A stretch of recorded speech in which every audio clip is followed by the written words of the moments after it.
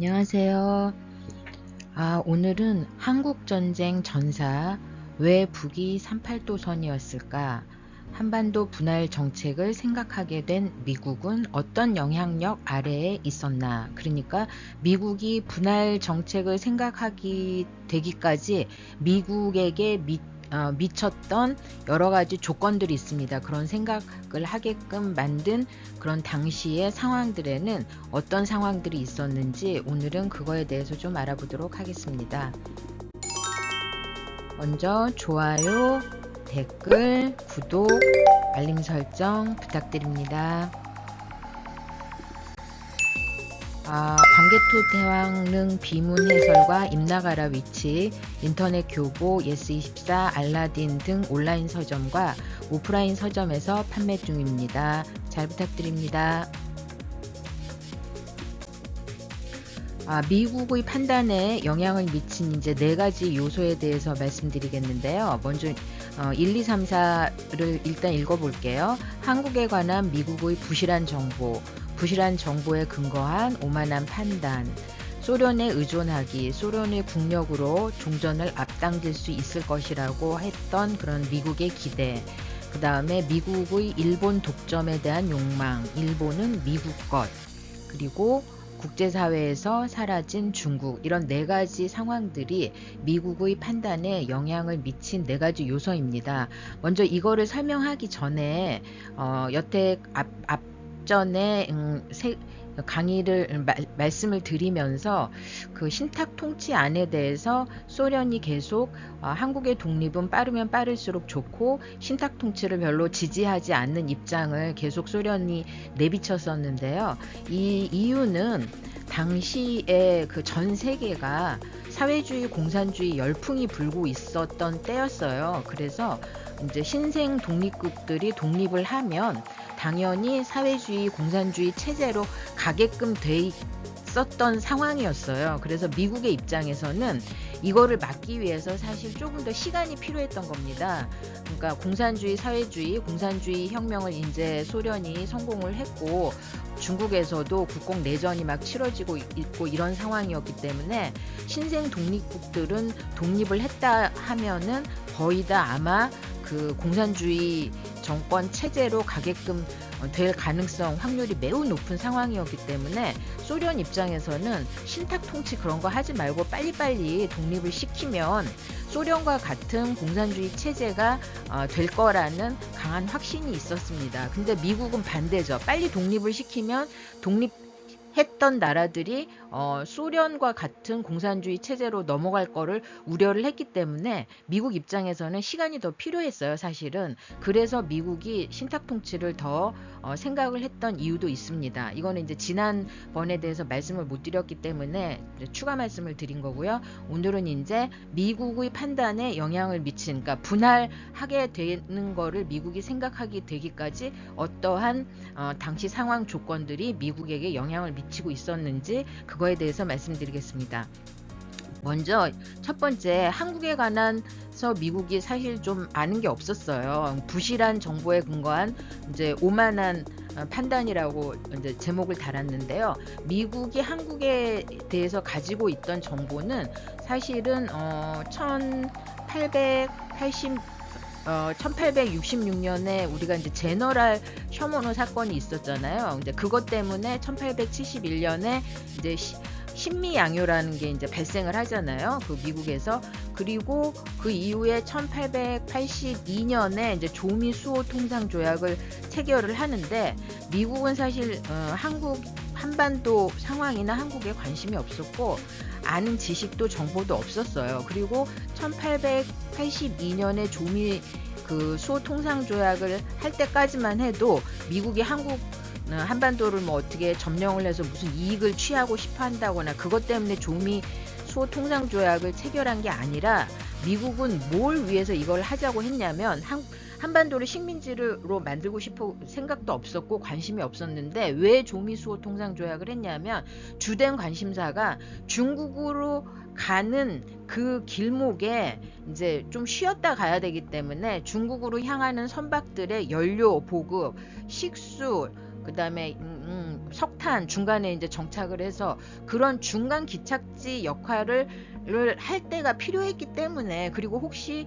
그 미국 선박이나 미국 선원들이 난파되어 오거나 선원들이 표류하게 되면 그거를 보호할 목적, 딱 요게 미국의 관심사였어요. 그러니까 중국으로 가는 그 항해길의 연안에 석탄과 그 식수와 그 다음에 식량과 연료 보급 등등을 위해서 중간 기착지가 필요했던 거, 그거하고 이제 미국 선박하고 미국 선원이 표류했을 때 미국이 보호해 줄 수 있는 거, 그거 이외에는 미국이 한국에 대해서 관심을 가지는 바가 없었습니다. 그래서 이 이후에도, 그래서 이제 카스라 테프트 조약에서 1905년에 이제 그 전쟁성 장관 테프트가 일본에 가서 이제 카스라 타로 총리 대신을 만나가지고 뭐 서로 너는 필리핀 나는 뭐 한국 뭐 이렇게 하는 걸 서로 암묵적으로 승인해줬다 뭐 이런 얘기가 카스라 테프트 밀약이라는 얘기가 나오잖아요. 근데 그것도 미국 입장에서는 애초부터 한국에 관심이 없었고, 한국을 뭐 어떻게 해보겠다, 뭐 내가 먹어보겠다, 식민지로 만들겠다, 이런 관심이 없었기 때문에 너 맘대로 해, 나는 관심 없으니까 아무 코멘트 안 할게, 이제 이렇게 된 거죠. 그러니까 일본도 좋아, 그럼 나도 너네 필리핀 먹는 거 나 간섭 안 하고 아무 코멘트 안 할게, 이런 식의 그 암묵적인 서로 간의 협정이 맺어진 거죠. 근데 중요한 거는 지금 이 1945년, 43년 이때까지도 미국이 가지고 있었던 한국에 대한 정보나 태도는 그다지 1882년 그다음에 카스라 테프트 조약이 그 자기들끼리 그 얘기하던 그 1905년 당시에 그때 정보와 지식 수준에서 업그레이드가 된 바가 없었고, 관심도 그때 그 수준 그대로였던 거예요. 근데 이제 일본군을 어떻게 해체하려고 하다 보니 이제 급격하게 정보를 수집하고 관심을 가질 수밖에 없는 그런 상황이 된 거죠. 그러다 보니 정보 수집이 부실하고 편향된 것이고, 편향되고 부실한 정보 수집에 근거한 자기는 미국이라는 오만한 판단을 내리는 뭐 이런 상황에 있었던 겁니다. 그래서 이제 당시 미국 전쟁선 작전국이 펴낸 이게 한국 펠람인데요. 이게 이제 그 미국 아마존에서 이 책도 팔아요. 지금 이 컨피덴셜 해가지고 이 1945년 이게 지금 다 이제 구입을 할 수 있거든요. 근데 여기에 보면은 그 내용이 나와 있어요. 그 한국 편람이라고 미국 전쟁선 작전국에서 써놓은 얘긴데요. 그 중령 임시정부는 대부분의 망명 단체로부터 지지를 받고 있다. 그렇지만 그들과 내국인들 간의 연결은 불가피하게 이제 지리적으로 너무 멀기 때문에 그닥 지지를 중경 임시정부가 한국 사람들로부터 지지를 그렇게 많이 받고 있는지 아닌지 불확실하다, 이제 이런 말을 하기 위해서 이게 쓴 거예요. 그 다음에 일본으로부터 한국 독립은 지금은 대일 적대감 때문에 은폐되어 있지만 곧 드러나게 될 것인데, 그러한 문제점 중에서 잠복된 계급 갈등과 민족주의자들 간의 강한 분파주의가 있다. 그러니까 이제 임시정부 내에서의 분파별 갈등 뭐 이런 거를 이제 지적을 한 겁니다. 그래서 이러한 요인과 국가 경영 능력의 결핍에도 불구하고 대부분의 한국인들은 자신들이 국가를 적절히 통치할 능력을 갖추고 있다고 믿고 있으며, 열강에 의한 지배의 연장보다는 차라리 행정 경험의 미숙에서 오는 초기의 비효율성을 선호하고 있다. 그러니까 한국 사람들은 신탁 통치를 당연히 싫어하고 있다, 받아들이지 않을 것이다. 자기들도 이거 예상을 했습니다. 예상을 했는데, 그렇지만 한국인들은 임시정부 내 분파주의가 심각하며 대중적 지지 기반도 그닥 열렬히 지지하고 있지 않으며, 만약 임정을 우대할 경우에 발생하는 여타 다른 독립단체들에 대한 파급 효과를 자기들이 통제할 수 없다, 미국 입장에서. 그렇기 때문에 빨리 신탁 통치안을 철회하고 안 하고 빨리 독립을 시키는 건 불가하다, 이런 입장에서 이런 보고서가 나온 겁니다. 근데 이게 미국 전략국 오피스 오브 스트레지 서비스라는 OSS에서도 같은 정보 보고서를 이제 내놔요.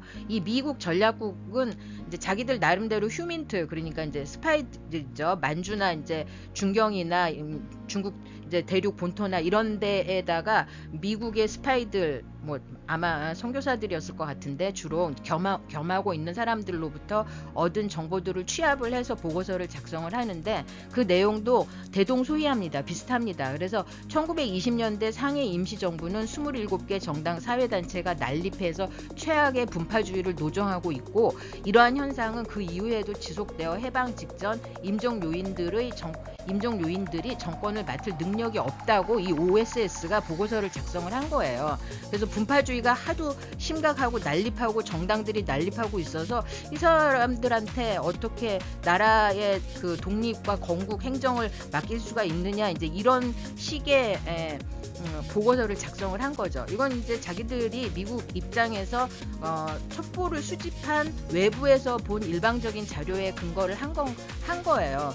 그러니까 이제 미국은 당연히 이런 정보에 근거해서 한국을 해방시킬 수는 있지만 독립을 시킬 그런 의도는 사실 없었다고 봐야 되는 거죠. 이게 이제 미국이 가졌던 한계고, 미국이 당시에 부실한 정보에 근거한 미국이 전 세계를 좌지우지할 수 있다라는 오만한 그런 제국주의적 관념에 근거한 판단이었다라고 이제 연구자들이 그렇게 해석을 하고 있습니다.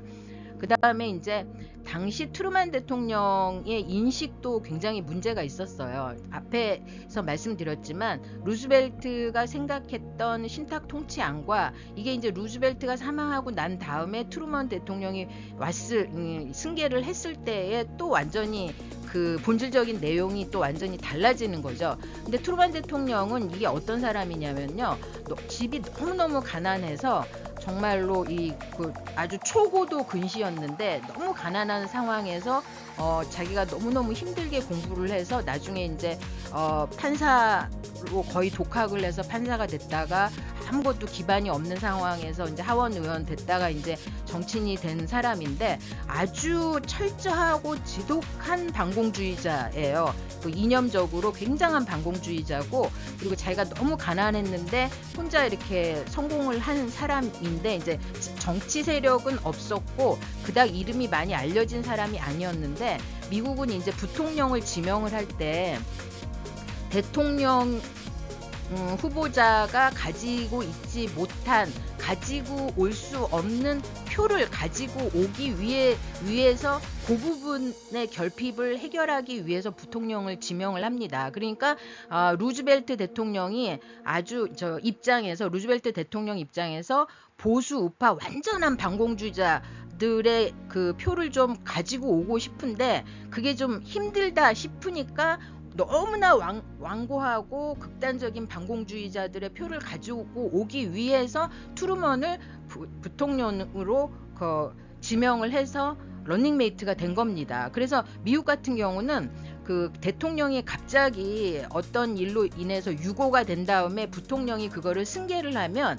원래 대통령이 가고자 했던 노선에서 변경이 오는 경우가 있어요. 왜냐하면 원래 대통령의 노선에서 가지고 올 수 없는 부족한 표를 갖고 오기 위해서 부통령을 런닝메이트로 지명을 하는 거기 때문에, 부통령이 대통령으로 승계를 하면 약간 논조와 그 노선이 약간 변경이 됩니다. 그러니까 이 트루먼 대통령 같은 경우도 루즈벨트의 노선에서 극단적인 반공 이념주의 노선으로 훨씬 더 간 거예요, 트루먼 대통령은. 그래서 트루먼 대통령하고 사실 그 루즈벨트는 생전에 딱 3번밖에 만나지 않았다고 합니다. 그래서 트루먼은 국정의 전반을 파악할 수도 없었고, 당연히 국제 외교는 더욱더 깜깜이었던 상황이고, 한국 문제에 대해서는 더더욱 알 수 없었던 상황에다가 아주 극단적인 반공 이념주의자여서 공산주의가 확산되는 걸 아주 철저히 막아야 된다라는 이념으로 가득 차 있었던 사람이에요, 트루먼 대통령이. 그런 상황에서 이제 한국 문제가 이제 우리하고 관계가 아주 많은 대통령이 된 겁니다, 트루먼 대통령이.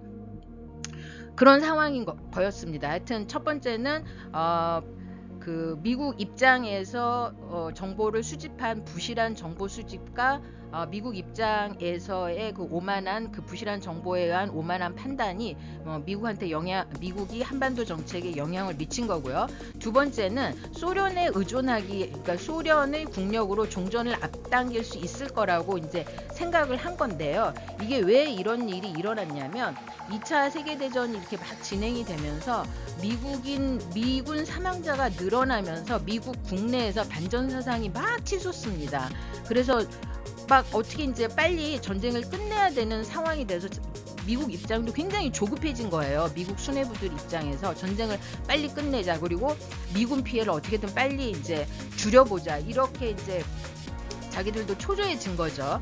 그래서 소련한테 자꾸 그 대일전에 참전하라고 자꾸 얘기를 하는데, 소련 입장에서는 우리도 대독일 전쟁 하느냐고 너무 힘들다, 그런 얘기를 하면서 자꾸 이제 튕기고 있었죠. 그렇지만 사실은 소련은 마음속으로는 그 러일 전쟁에서의 그 패배를 소련 입장에서는 굉장히 그걸 수치로 기억하고 있었기 때문에 요번에 참전하면 일본을 박살을 내고 거기를 어떻게 좀 먹어야 되겠다, 소련도 그런 생각을 하고 있었던 거예요.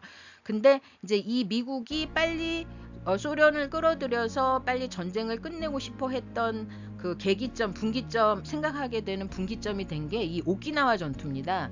이제 미국이 오키나와 점령 전투를 하면서 미군의 인명 피해가 엄청났던 거예요. 미군이 한 12,500명에서 12,520명, 하여튼 그 정도로 사망을 했는데, 이 전투가 굉장히 2차 세계대전 태평양 전쟁 중에 굉장히 치열한 전투를 벌인 전투 중에 하나가 오키나와 전투입니다. 이때 미군이 엄청나게 많이 사망을 했고요. 아까 말씀드린 대로. 그 다음에 그 일본군도 7만 명이 넘게 사망을 했어요. 여기서 오키나와 전투에서. 이 전투가 어마어마한 사망자였어요. 그리고 일본군이 이때 가미가제 공격을 1365회 하고 함선이 36척을 침몰시키면서 일본이 아주 격렬하게 항전을 했었고요. 여기서 일본군도 7만 7천 명 이상이 사망을 했고, 그리고 일반 민간인도 14만 명 이상이 사망을 했습니다. 피해가, 인명 피해가 엄청난 거고, 우리 한국인도 10,000명 정도 여기서 오키나와 전투에서 그 전쟁에 끌려간 한국인 전사자들도 10,000명 정도가 나올 정도로 인명 피해가 심각했던 전투였습니다. 이 전투로 미국이 사실 쫄았어요. 너무 많이, 미군이 이렇게 많이 죽은 적이 없었기 때문에 이거를 오키나와 점령을 전투를 해서 해보니 미군이 너무 많이 죽고 군인과 관계없는 민간인도 너무 많이 죽더라. 그래서 빨리 어떻게, 이제 미국 머릿속이 이제 복잡해진 거예요. 이렇게 오키나와를 함락하는데 이렇게 많은 사망자가 발생하는데, 이제 일본 열도 본토에 상륙을 해서 일본군을 해체하려면 도대체 얼마나 많은 병력이 들어가고 얼마나 많은 미군이 죽어야 될까 이제 생각을 하게 된 거죠. 이때 오키나와 전투 이후에. 그래서 일본을 패망시키고 한국에 들어가서 일본군을 해체를 하려면, 일단 일본의 점령 지역인 한국에 들어가서 일본군을 해체하려면 미군 13개 사단 57만 명이 필요하고, 시간은 8개월에서 10개월, 쿠릴 열도에는 5개 사단 20만 명, 제주도와 대마도를 점령하고 일본군 해체에 필요한 병력은 2개월에서 4개 사단 16만 명. 당시 일본군 병력을 보면 본토에 200만 명, 서남아시아 태평양 군도에 100만 명, 한국, 만주, 대만에 200만 명. 그래서 다 해서 일본군 총 병력이 640만 명에서 660만 명인데, 이거를 어떻게 다 일본군을 일일이 다 해체를 하고 미국이 혼자 이거를 못 해낼 것 같다라는 생각이 든 겁니다. 그래서 아무리 끝낸다고 해도 1945년 말이나 1946년 6월까지 최소한 18개월 정도는 걸려야 일본군을 다 해체를 할 수 있을 것 같다라는 계산이 나온 거예요. 이제 오키나와 전투를 겪고 나니 미군은 또 얼마나 많이 일본 열도에 상륙을 해서 지상군이 들어가야 되잖아요. 그 지상군 보병이 얼마나 많이 사망을 할 것인가, 이제 아주 진땀이 나는 거죠. 그 사망자 수를 생각을 해보니까 미국이 머리가 하얘진 거예요. 그리고 일본군이 그렇게, 그렇게, 이제 쉽게 항복하리라고 생각을 안 한 겁니다. 미국은. 왜냐하면은 2차 세계대전이 끝나고 나서 일본군이 일본이 그때 유명한 옥새 정신 있잖아요. 옥이 부서지는 것처럼 그 순결하게 숭고하게 나라를 위해서 다 같이 일본 국민이 다 같이 죽자 이런 옥새 정신을 미국도 알고 있었어요. 그래서 이제 중간에 히로시마 원폭이 성공했다는 보고를 받았지만 받고 나서도 만주 일본군은 항복할 거라고 생각하지 않고 만주 일본군 계속 항전할 거라고 생각을 했다는 거죠. 그래서 히로시마 나가사키 두 번의 원폭을 맞았지만 미국은 그 일본의 그 가미가제 옥새 정신 이런 걸 보고 아 쟤네들이 저렇게 빨리 항복할까 그렇게 생각을 못했던 거예요. 그래서 그 히로시마 원폭이 성공을 했지만 그래도 계속 빨리 전쟁을 끝내야 된다는 생각에서 계속 소련의 참전을 요청을 했어요. 그래서 이때 당시에 트루만과 미국 지도부는 굉장히 이제 소련만 들어오기만 하면은 전쟁이 이제 그 즉시 끝날 거라고 이제 굉장히 과대평가를 하고 있었는데 사실은 좀 나중에 그 보고서에 의하면은 이게 미국이 그 소련의 사실은 소련은 미국이 요청을 하든지 말든지 그 극동에 진출을 하고 싶어 했습니다. 가지고 싶어 했어요. 극동에서의 소련의 영향력을 가지고 싶어 했기 때문에 미국이 이제 빨리 참전해 달라고 요청을 한 것을 겉으로는 힘들다고 했지만 아마도 이제 지금 연구자들은 미국이 요청을 하든지 말든지 소련은 극동으로 진출했을 가능성이 높다고 보고 있어요. 그러니까 사실 거꾸로 된 거죠. 미국이 소련이 극동으로 진출하는 걸 사실 막았어야 되는 입장이 된 건데 이때 당시에 미국은 그 생각을 하지 못했던 거죠. 그래서 나중에 미국 극동 군사 전문가 워드마이어 중장에 따르면 이때 당시에 미국의 전력과 일본군의 전력을 그 현장에서 현장 지휘관들이 파악하는 거와 그 미국의 트루만 대통령을 비롯한 합참 수뇌부들이 파악하는 게 그 전력이 달랐다라고 지금 얘기하는 증언들이 나오고 있다는 거예요. 그래서 미군 장교 한 명이 일본군의 수천 명의 항복을 받아낼 수 있을 만큼 미국의 전력이 압도적으로 우위였기 때문에 소련의 참전이 없어도 미군 자체로 45년 10월 1일까지 6만 명을 한국으로 공수할 능력도 있었고 미국 혼자서 이 전쟁을 끝낼 수 있는 능력이 있다라는 거를 수차례 현장 지휘관들이 건의를 했다고 합니다. 근데 그 합참이 이 의견을 완전히 묵살하고 받아들이지 않았고 트루만 대통령도 이 견해에 대해서는 전혀 생각을 하지 않고 소련을 빨리 끌어들여서 그래야 전쟁이 빨리 끝난다 이렇게 생각을 했다는 거예요. 그래서 소련의 능력에 대한 과대한 의존과 과대평가가 이제 이 미국의 이제 분할 정책에 영향을 미쳤다는 겁니다. 그 다음에 세 번째, 미국은 왜 한반도를 독식할 생각을 안 했나? 아니면 한반도에서 북위 38도선 이상으로 미국 몫을 소련에게 요구할 수도 있었는데 요구를 안 했어요. 안 하고 빨리 소련이 들어와 주기를 너무너무 막 간절히 기도를 하면서 막 빨리 참전해 달라고 막 이랬던 거죠. 근데 왜 그랬냐면 이것도 마찬가지로 일본 때문입니다. 키워드는 일본 독점이에요. 이때 메가더가 일본 독점에 대한 야망이 있었고 전후 처리 과정에서 소련이 일본의 분할을 요구했지만 메가더가 펄쩍펄쩍 떴습니다. 절대 안 된다. 일본을 어떻게 분할을 하냐. 그래서 이게 사실은 메가더와 트루만의 약간 이제 견해 차이가 있었는데요.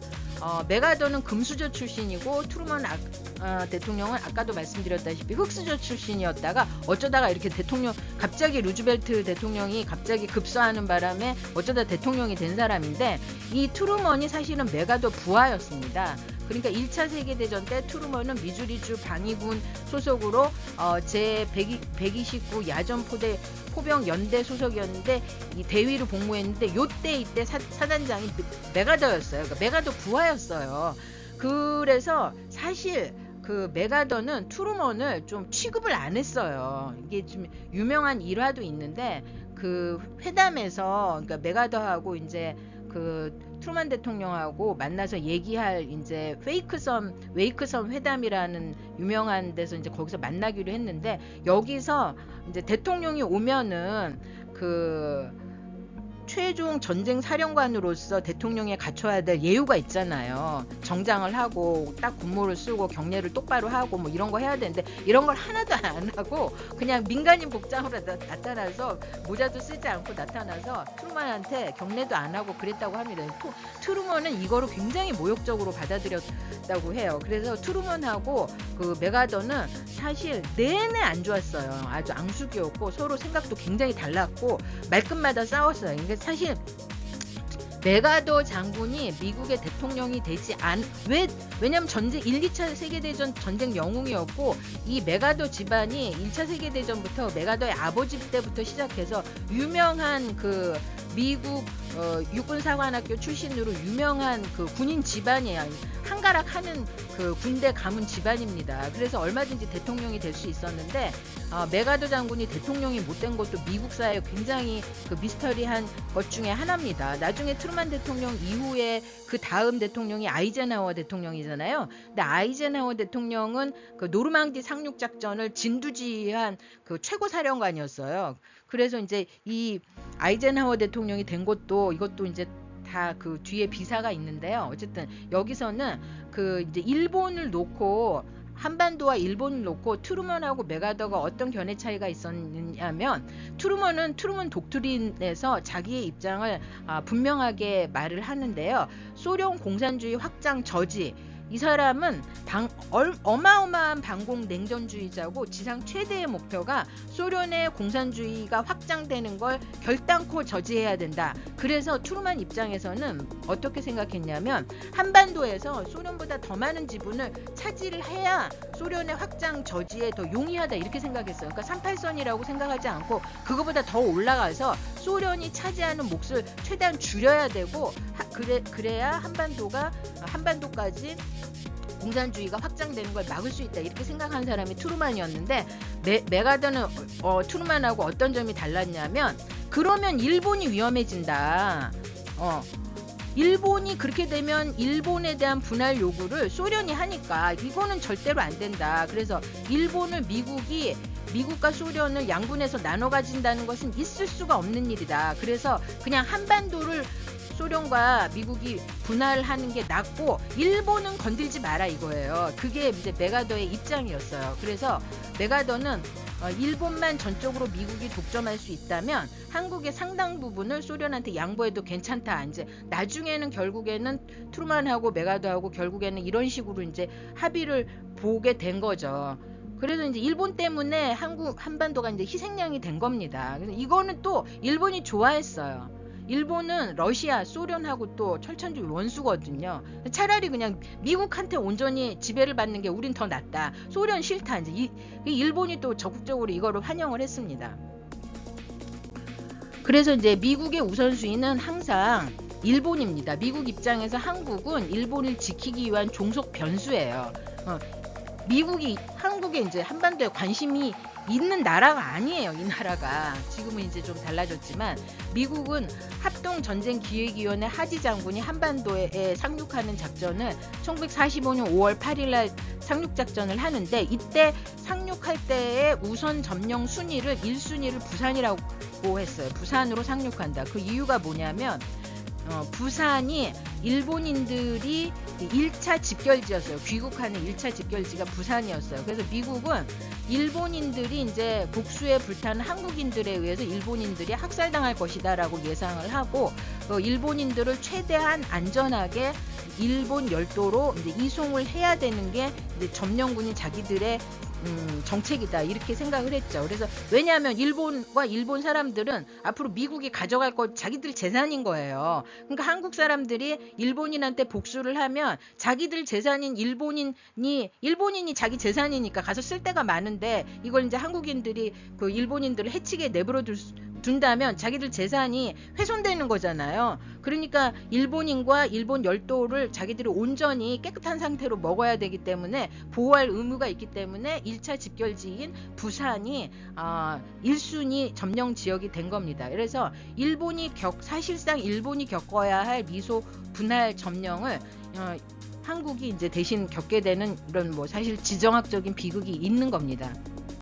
그리고 마지막에 국제 무대에서 사라진 중국. 이거는 중국이 이제 카이로 회담까지 굉장히 중국이 한국의 독립을 위해서 여러 차례 얘기를 하고, 중국 장개석이 한국 의제가 국제 무대 회담의 의제로 올라가게끔 굉장히 애를 많이 썼는데, 근데 이제 이런 문제는 있습니다. 중국이 한국을 전통적으로 어떻게 생각하냐면, 지금도 그렇습니다. 중국은 주변 국가들을 품 안에 내 새끼라고 생각을 하는 경향이 있어요. 이게 중화사상인데요. 뼛속까지 중화사상, 이거 버리지 못하고 있습니다. 중국은 베트남, 라오스, 캄보디아, 몽골, 조선, 일본, 뭐 하여튼 중화 사상에 의해서 중국 중심으로 중국 주변 국가들은 다 내 새끼고 내 품 안에 있어야 되는, 내 영향력을 받아먹고 살아야 되는 나라들이라고 생각을 해요. 근데 장개석도 똑같이 이렇게 생각을 했습니다. 이 전통적인 중국의 사상이에요. 장개석이 임시정부에 대해서 어떻게 생각을 했는지는 광복군 창설을 둘러싸고 김구에게 요구했던 국외준승이라는 게 있는데요. 이 국외준승이 어떤 내용이냐면, 한국 광복군이 다 중국군과 중국의 허락과 지휘를 받아야 된다는 내용입니다. 이 9가지를 다 얘기해 드릴 수는 없고, 중국군의 직할 지휘를 받아야 된다. 광복군은 중국의 항일 작전 기간 동안 중국 군사위원회에 직속되며 참모총장이 직접 장악하고 운영한다. 그 다음에 중국군 명령을 준수해야 돼서 광복군은 중국 최고 통수부의 군령만 접수하며 임시정부나 한국 독립당의 군령 및 정치적 간섭을 받지 않는다. 그러니까 중국 말만 들으라는 거죠. 광복군은, 한국 광복군은. 광복군의 지휘 명령, 무기 및 물자 요청은 중국군사위원회 판공청 군사처를 통해 처리된다. 이제 광복군의 행정적인 것도 전부 다 중국이 한다. 광복군이 한국 국경 내로 진입하더라도 별도 협정이 체결되기 전까지 중국군의 군령을 받고 중국군과 협력해야 된다. 하여튼 전부 다 중국군 사령부에 의해서 모든 하나부터 10까지 다 지휘를 받아야 된다. 이제 이런 얘기여서, 이게 이제 당시 김구 선생님께서 이제 굉장히 많이 항의를 하고, 이렇게 하면 안 된다, 이럴 수 없다라고 이제 임시정부 광복군 측에서 엄청 항의를 했었죠. 그렇지만 이제 이게 이제 나중에 결국에는 저 국외준승이 이제 없어지고 사라지는데요. 장개석도 그거에 대해서 포기를 하는데, 왜 그렇게 되냐면, 이때 상황이 일단 장개석에 대해서 미국 루즈벨트가 엄청 밀어주고 있었던 상황이에요. 장개석한테 물질적으로도 그렇고 뭐 여러 가지 면에서 장개석 그 국민당을 미국 루즈벨트 정부가 엄청 밀어주고 있었죠. 그리고 장개석이 굉장한 기독교 신자였어요. 그 송매일링하고 결혼을 하면서 그 감리교로 이제 그 개종을 하고 하면서 굉장한 독실한 기독교 신자가 됐는데, 미국은 이 기독교를 엄청 좋아합니다. 이거 미국의 기독교를 이해하지 못하면 미국을 이해하기가 힘들 정도로 기독교로 성립이 된 나라예요. 사실상 종교적으로. 그래서 장개석이 기독교였고, 루즈벨트가 그걸 또 굉장히 좋아했고, 그 국공 내전을 치르는 거에서 미국이 굉장히 중국을 지원을 많이 해주고 그랬었죠. 그리고 이제 중국 장개석 국민당이 이때 중일 전쟁을 2차 대전의 일환으로 중국이 연합군의 일원으로 공식 참전을 했습니다. 그렇지만 이제 연합군과 같이 싸우거나 전투를 하거나 그런 일을 한 게 아니라, 중국군이 연합군 측의 이제 후방 지원 역할을 많이 했어요. 그 도로를 건설하고 교량을 만들고 비행장 건설하고 물류를 이송시키고 이런 일들을 중국군이 했습니다. 그래서 연합군의 이제 아시아 태평양 전략에서 중국군이 후방 부대로서의 역할을 많이 했죠. 이거에 대해서 이제 루즈벨트 대통령은 중국의 장개석 중국군의 이러한 역할을 굉장히 크게 평가를 했지만, 영국의 처칠은 펄쩍펄쩍 뛰었어요. 처칠은 반중주의자였고, 반중에서 더 나아가서 현중주의자라고 할 만큼 중국을 어마어마하게 싫어했고, 이 중국이 자꾸 국제회담에 끼어들고 국제회담에 끼어들 수 있도록 미국이 지원하고 이런 거를 계속 처칠이 반대했습니다. 그래서 중국이 회담 참여를 못하게 이제 영국이 계속 반대를 했고요. 그러던 와중에 중국의 국공 내전에서 장개석이 공산당에게 점점 밀리면서 중국 공산당한테 밀리면서 급격하게 쇠퇴를 하면서 자연스럽게 중국의 대표성을 이제 장개석 국민당이 상실하게 됩니다. 그래서 국제회담인 카이로 회담 이후에 영국이 엄청 반대하고 중국 내부에서 국민당 장개석의 힘이 사라지면서 중국이 사라져 버렸어요.